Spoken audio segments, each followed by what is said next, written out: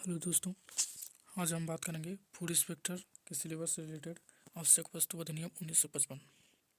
इसमें हम आवश्यक वस्तु अधिनियम के महत्वपूर्ण 20 क्वेश्चन हल करेंगे जो एग्जाम में आने की संभावना है।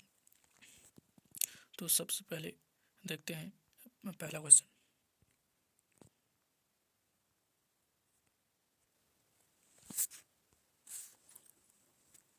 आवश्यक वस्तु अधिनियम 1955 के विस्तार में सही संबंध है।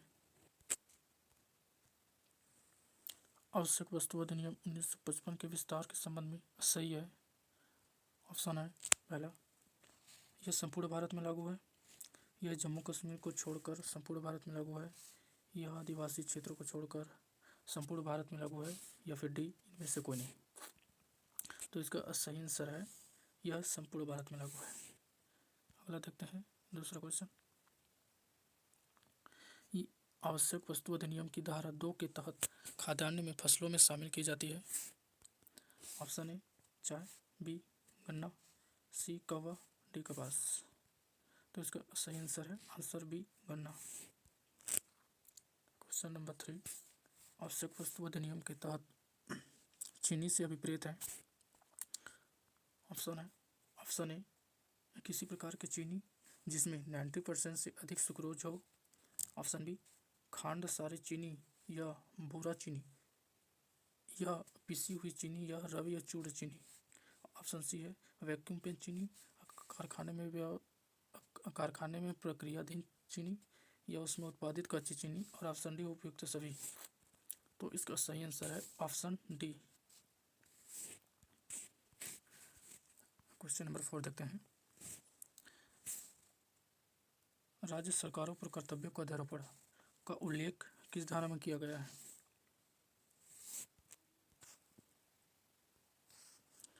ऑप्शन ए धारा 6, ऑप्शन बी धारा 3, ऑप्शन सी धारा 4 या फिर धारा 7। इसका सही आंसर है ऑप्शन सी धारा 4। क्वेश्चन नंबर 5 है, इस अधिनियम के किस धारा में आवश्यक वस्तुओं के उत्पादन, प्रदाय, वितरण आदि के नियंत्रण का उल्लेख है। तो धारा 3, 4, 5 या 6। इसका सही आंसर है धारा 3 ऑप्शन ए। क्वेश्चन नंबर 6, आवश्यक वस्तु अधिनियम 1955 के तहत आवश्यक वस्तुओं में शामिल नहीं है। ऑप्शन ए पानी, बी उर्वरक या फिर ऑप्शन सी तिलहन या फिर ऑप्शन डी कच्चा जूट। तो इसका सही आंसर है ऑप्शन ए पानी, जो आवश्यक वस्तु अधिनियम 1955 के तहत आवश्यक वस्तु में शामिल नहीं है। बाकी उर्वरक, तिलहन और कच्चा जूट शामिल है। देखते हैं क्वेश्चन नंबर 7, आवश्यक वस्तु अधिनियम के तहत धारा 3 के अंतर्गत यदि किसी वस्तु को जब्त किया जाता है तो उसकी रिपोर्ट भेजी जाएगी। ऑप्शन ए जिला पूर्ति अधिकारी को, जिला कलेक्टर को, राज्य सरकार को या फिर ऑप्शन डी संभागीय आयुक्त को। तो इसका सही आंसर है ऑप्शन बी, जिला कलेक्टर को भेजी जाती है इसकी रिपोर्ट। क्वेश्चन नंबर 8, इस अधिनियम के प्रावधानों के अंतर्गत सभी प्रकार के अपराधों के विचारण किया जाएगा। जो अपराध होते हैं उसका विचार कहाँ पर होगा। तो ऑप्शन है ऑप्शन ए सेशन न्यायालय में, ऑप्शन बी द्वितीय श्रेणी न्यायिक मजिस्ट्रेट में, ऑप्शन सी प्रथम श्रेणी न्यायिक मजिस्ट्रेट में या फिर ऑप्शन डी जिला मजिस्ट्रेट में। तो इसका सही आंसर है ऑप्शन सी प्रथम श्रेणी मजिस्ट्रेट न्यायिक मजिस्ट्रेट में। क्वेश्चन नंबर 9, यदि कोई व्यक्ति इस अधिनियम की धारा 3 के अधीन किए गए किसी आदेश का उल्लंघन करता है तो उसे धारा 8 के तहत क्या समझा जाएगा। ऑप्शन ए प्रयत्न और दुष्प्रेरण, ऑप्शन बी आदेश का उल्लंघन, ऑप्शन सी ए और बी दोनों, ऑप्शन डी इनमें से कोई नहीं। तो इसका सही आंसर है ऑप्शन ए प्रयत्न और दुष्प्रेरण। अगले क्वेश्चन पर चलते हैं। क्वेश्चन नंबर 10, इस अधिनियम की धारा 9 के तहत यदि कोई व्यक्ति मिथ्या कथन करता है तो उसके लिए सजा का प्रावधान है। ऑप्शन ए 5 माह, ऑप्शन बी 5 वर्ष, ऑप्शन सी 3 वर्ष या ऑप्शन डी 2 माह। तो इसका सही आंसर है ऑप्शन बी, 5 वर्ष की सजा का प्रावधान। चलते हैं क्वेश्चन नंबर 11 पे। इस अधिनियम के किस धारा में कंपनियों द्वारा गठित अपराध के विरुद्ध सजा के प्रावधान का उल्लेख है? ऑप्शन ए धारा 7, ऑप्शन बी धारा 3 का, ऑप्शन सी धारा 10, ऑप्शन डी धारा 8। तो इसका सही उत्तर है ऑप्शन सी धारा 10, ये इसका सही आंसर है। चलते हैं अगले क्वेश्चन पर। Question number 12।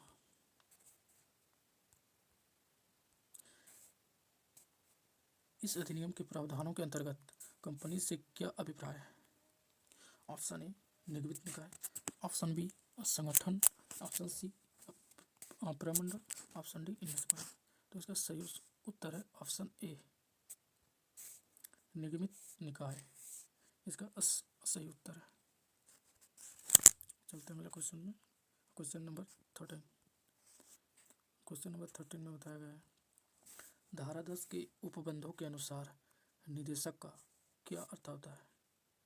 Option A firm का संस्थापक, ऑप्शन बी है फर्म का भागीदार, ऑप्शन सी फर्म का कर्मचारी, या फिर ऑप्शन डी फर्म का प्रबंधक। इसका सही उत्तर है ऑप्शन बी फर्म का भागीदारी। याद रखिए दोस्तों, धारा 10 के उपबंध में फर्म का भागीदारी का उल्लेख किया गया है। Question number 14। क्वेश्चन नंबर 14 में पूछा गया है आपराधिक मना स्थिति की अवधारणा का उल्लेख किस धारा में किया गया है? ऑप्शन ए धारा 10 का, ऑप्शन बी धारा 9 का, ऑप्शन सी धारा 11, ऑप्शन डी धारा 9। इसका सही उत्तर है ऑप्शन ए धारा 10 का।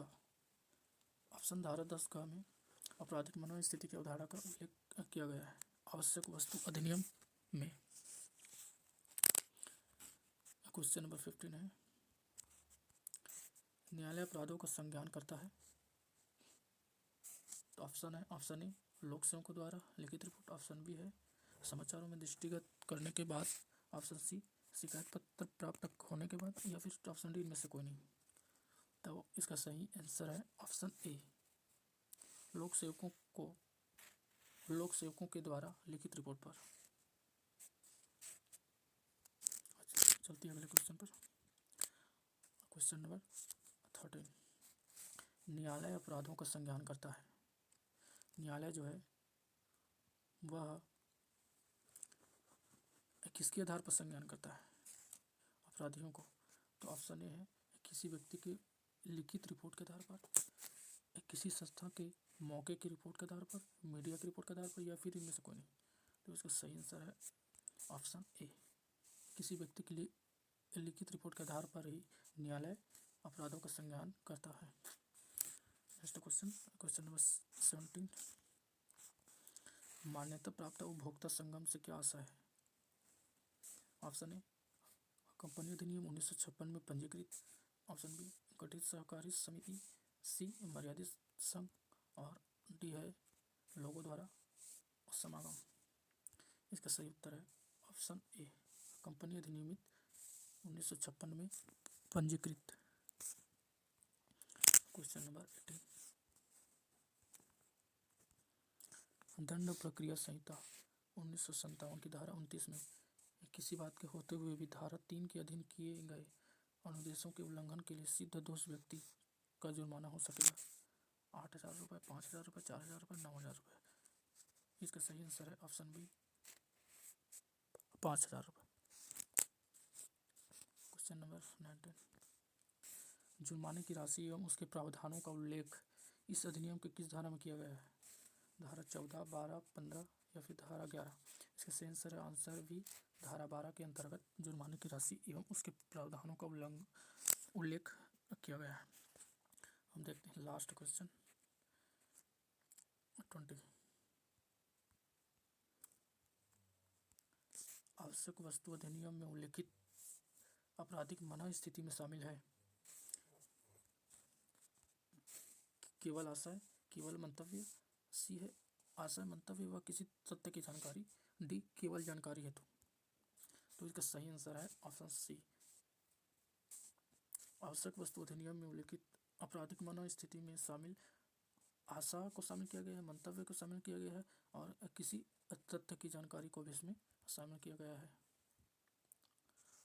तो दोस्तों ये थे महत्वपूर्ण 20 क्वेश्चन आवश्यक वस्तु अधिनियम सिलेबस के तहत जो फूड इंस्पेक्टर के प्रश्न पत्र में आने की संभावना है। इस पीडीएफ यदि आप यह पीडीएफ चाहते हैं तो मैं इसे लिंक में डाल देता हूँ, आप वहाँ से डाउनलोड कर लीजिए। Thank you.